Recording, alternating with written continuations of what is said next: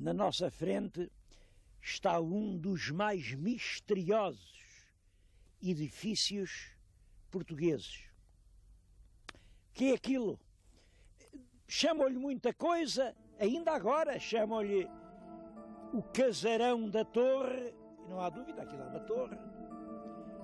Chamam-lhe a Torre das Águias, a Torre dos Frades, a Torre da Almofala, e eu estou convencido que cada uma destas expressões corresponde a um horizonte da memória, a um horizonte cada vez mais distante. Só lhe não chamam aquilo que provavelmente foi o templo da deusa Juno. Bom, mas onde é que fica esse monumento? É natural que o meu telespectador pergunte. Onde é isso? Vou tentar aqui fazer um croquis da região onde estamos. Imaginem que isto é a Península Ibérica, Lisboa, não é verdade? O nosso Alentejo, a nossa Algarve. Portanto, a fronteira portuguesa será mais ou menos esta.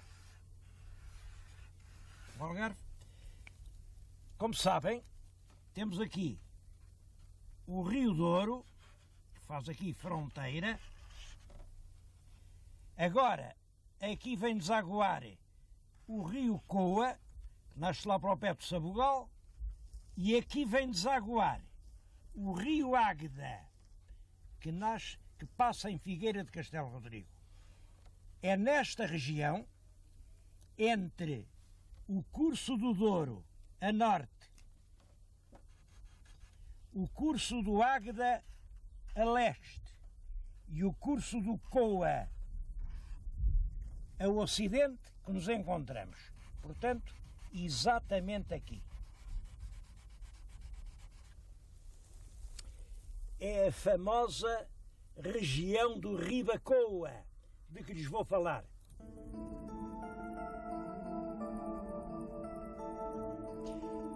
Falei no templo de Juno porque realmente essa hipótese de que isto era um templo é que hoje é defendida pelos arqueólogos que estão a explorar o local. Anda uma equipe dirigida por uma jovem arqueóloga, a doutora Helena Frade, que fez até já um esboço do que isto poderia ter sido. É o desenho que estão a ver na vossa frente. Esta fachada escalabrada, outrora, teria as colunas e seria um templo a alguma divindade pagã. Que divindade? Numa das últimas campanhas, encontrou-se aqui, num destes buracos, uma mão do deus venerado. Como veem, é uma mão enorme.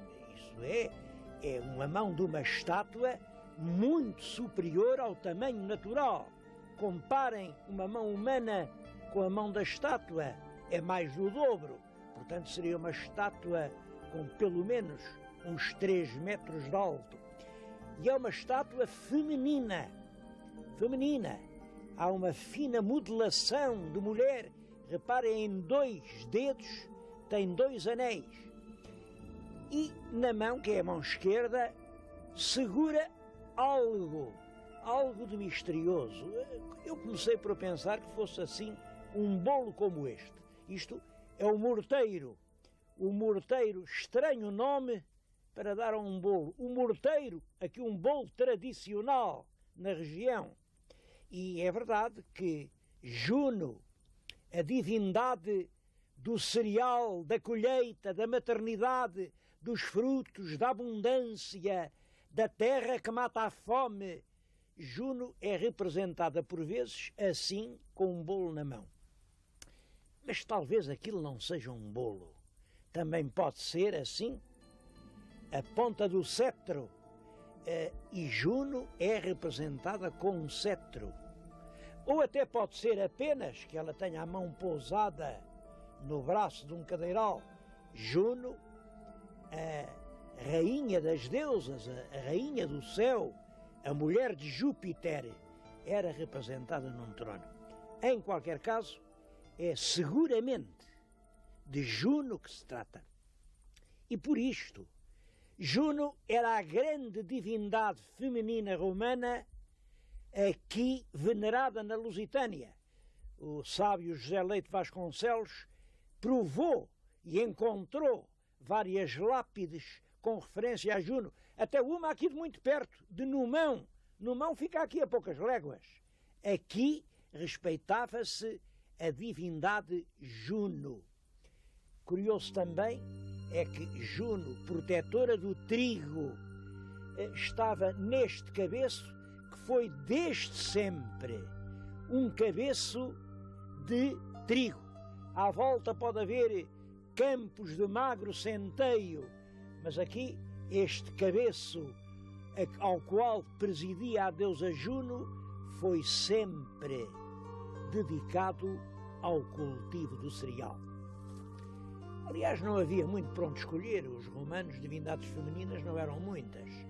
E para mim é muito curioso e muito intrigante que aqui, entre o Águeda e o Coa, a sul do Rio Douro, os romanos tenham vindo fazer este templo à divindade da família e da maternidade.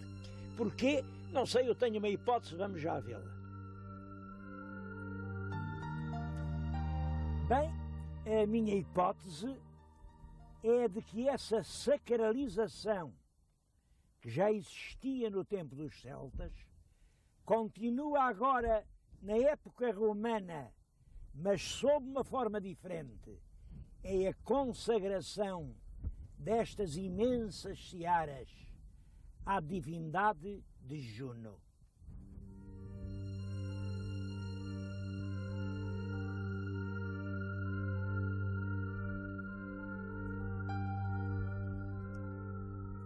Naturalmente a gente pergunta, mas o que é que os romanos vieram fazer aqui para tão longe, construir um templo em louvor de um Deus, aqui tão longe de tudo?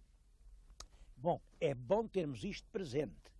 Os romanos não foram os primeiros a ocupar esta região.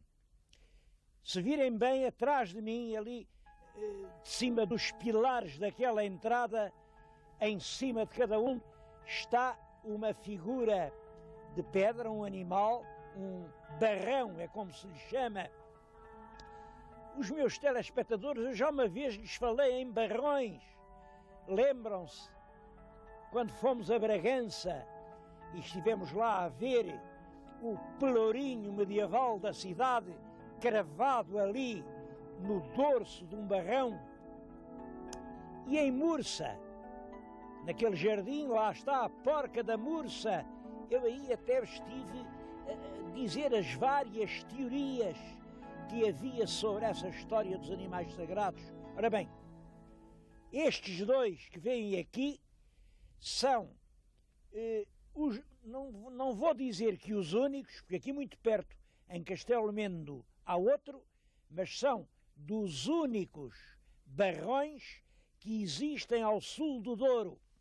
E mostram uma coisa sem dúvida nenhuma, é que isto teve aqui um povoado céltico e que já os celtas aqui rezavam aos seus deuses, porque sem dúvida isto eram animais sagrados e cada um tem os deuses que quer, naturalmente. A deusa Juno era na Lusitânia a grande advogada das mães e das mulheres que estavam para ser mães. Portanto, eu penso que elas vinham de longe, coitadas, pejadas, carregadas, e andavam aqui de joelhos, traziam as suas ofertas, porque as ofertas que se faziam a Juno eram os carneiros mais brancos da manada, os cabritos melhores, vitelos, grandes púcaros com mel, pães do trigo mais branco. E talvez isso se ligue com o facto da torre, a certa altura, se ter chamado Torre das águias. Das águias e dos abutres, que é o que hoje cá há. Das águias, é porque ali, diante do altar da deusa, sacrificavam a res, os sacerdotes ficavam a examinar as entranhas e depois as carcaças ficavam a apodrecer. E o cheiro da carne podre atraía os abutres. Depois, claro, os mouros vieram, foi um tempo de guerra. Sempre que o mouro via o cristão, matavam. Sempre que o cristão via o mouro, matavam-se todos uns aos outros. E as aves tiveram um bom tempo para comer. Se os abutres falassem, eu havia de lhes perguntar qual era a carne melhor. Se a carne de mouro, se a carne dos cristãos.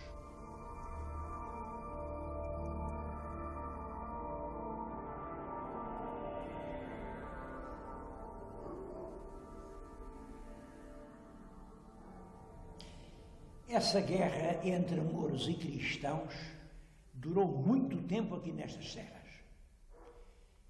Bom, quando realmente se implantou o domínio dos reinos cristãos, os frades que lá estavam na torre resolveram mudar de sítio.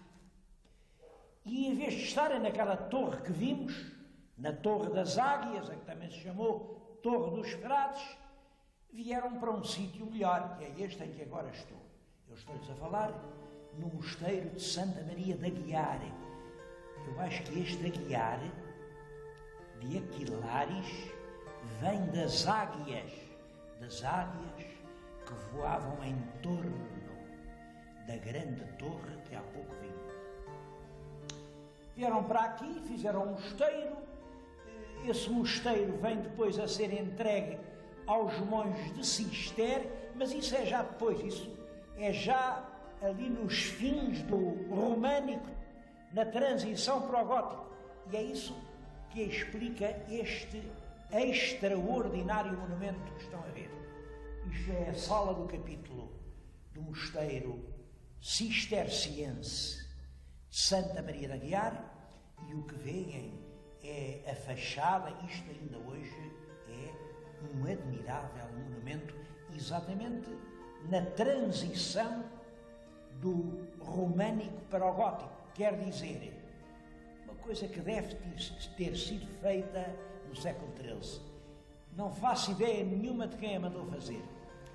Quem deu aquelas terras da torre a estes frades, sei eu quem foi.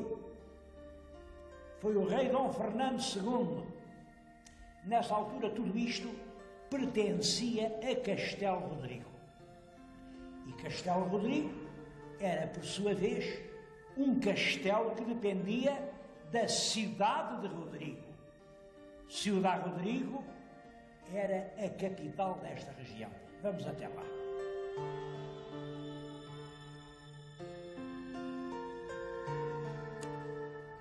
Bom, e já estamos em Ciudad Rodrigo, o mais antigo documento escrito que nos fala da Torre das Águias é precisamente o documento que doa a torre aos frades do convento.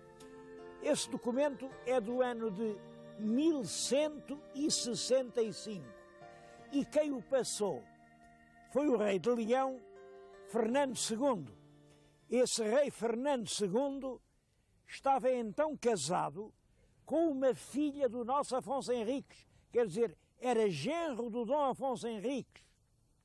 O documento é passado aqui em Ciudad Rodrigo e não há dúvida que era o rei de Leão que mandava naquela região. Eu não sei bem porquê, não é impossível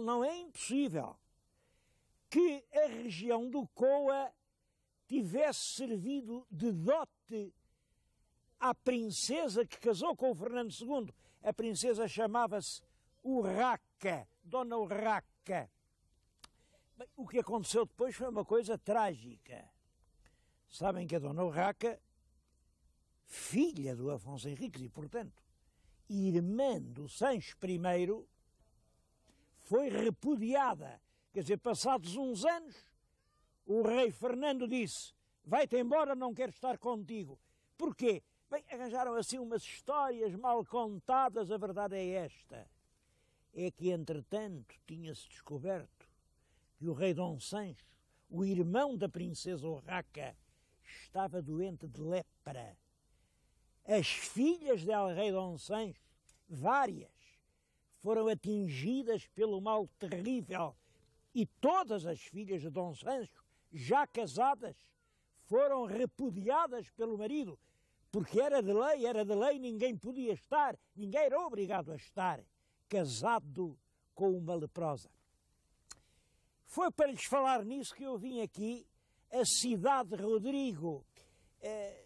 Reparem, Cidade Rodrigo, Castelo Rodrigo, o mesmo nome porque são terras parentes. O Rodrigo era o mesmo. Não se sabe ao certo quem fosse. Aqui, em Cidade Rodrigo, dizem que era um conde de Dom Afonso VI, um conde de Dom Rodrigo Giron. Eu creio que não, era um fidalgo mais antigo, era um conde de Dom Rodrigo, sobrinho da Mumadona, aquela Mumadona que vimos em Guimarães. Mas isto não interessa muito, o que interessa é saber. Cidade de Rodrigo era terra muito antiga. Reparem para essas soberbas colunas romanas, são o resto de um templo que aqui existia, e ainda antes dos romanos. Cá estou eu junto de um dos tais animais, um verrão de granito, que representa indiscutivelmente a presença de uma população céltica nesta região. Há muitas outras coisas bonitas e ao português que venha aqui para a região do Rio Agoa não faz mal nenhum se der um salto à Cidade de Rodrigo para visitar estes monumentos. Ora bem, o que aconteceu foi isto.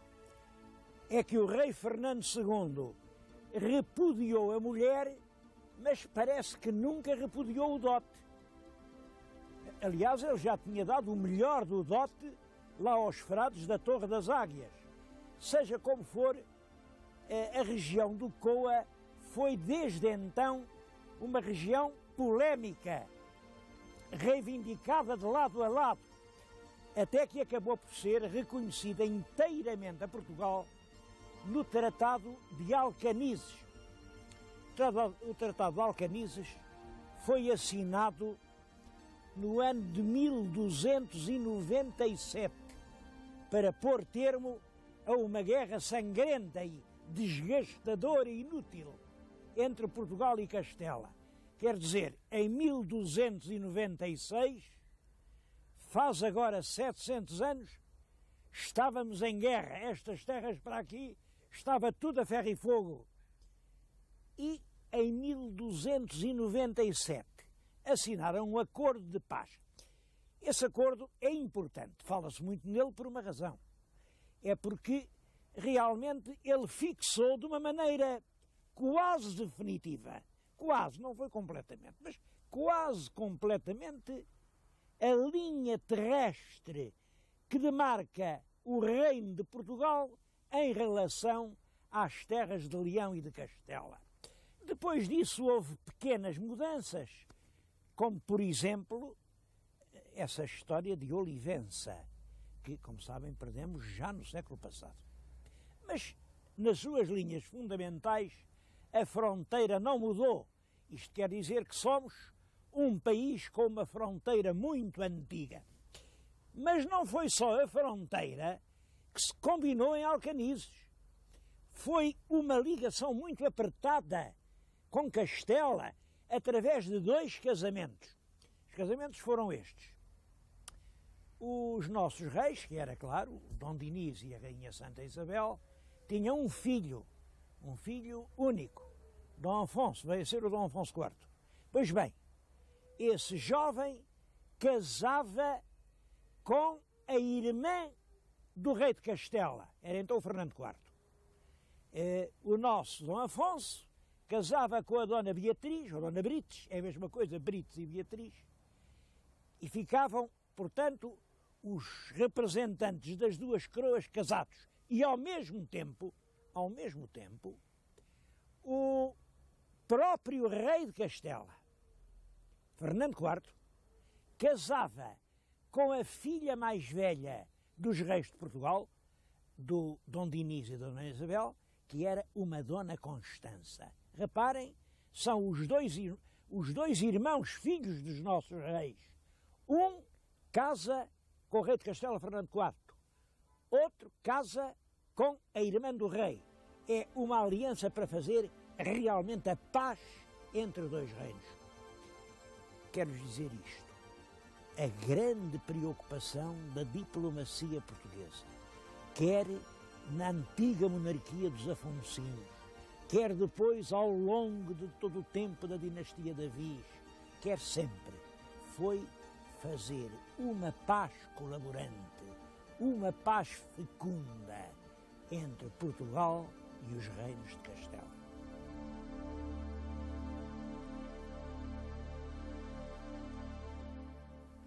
Não queria acabar o programa sem lhes contar uma lenda. E venho contá-la precisamente em frente de Santa Maria de Aguiar. O imaginário popular, o maravilhoso do povo, conserva a lembrança da mudança dos frades lá da torre para aqui.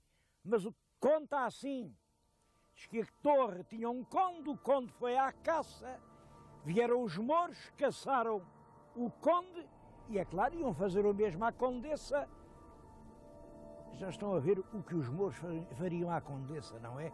Ela teve medo, atirou-se pela janela abaixo, mas aí disse: valha-me Santa Maria. Santa Maria valeu-lhe, cá embaixo estava já um cavalinho branco, o cavalinho pôs-se a galope e veio pô-la aqui. Queria acabar só com esta alusão.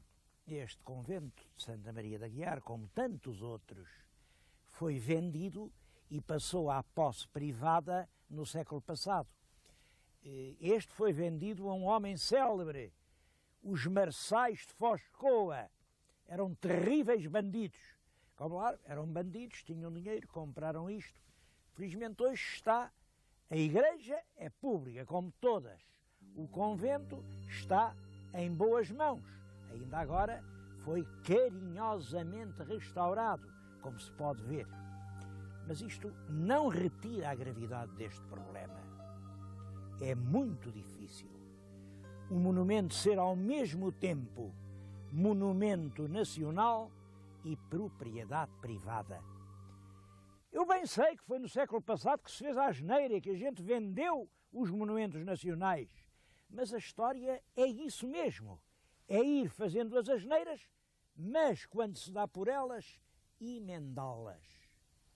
Eu acho que é uma obrigação portuguesa fazer reentrar no património do Estado, quer dizer, na posse de todos nós, o que resta deste ilustre monumento que é Santa Maria de Aguiar.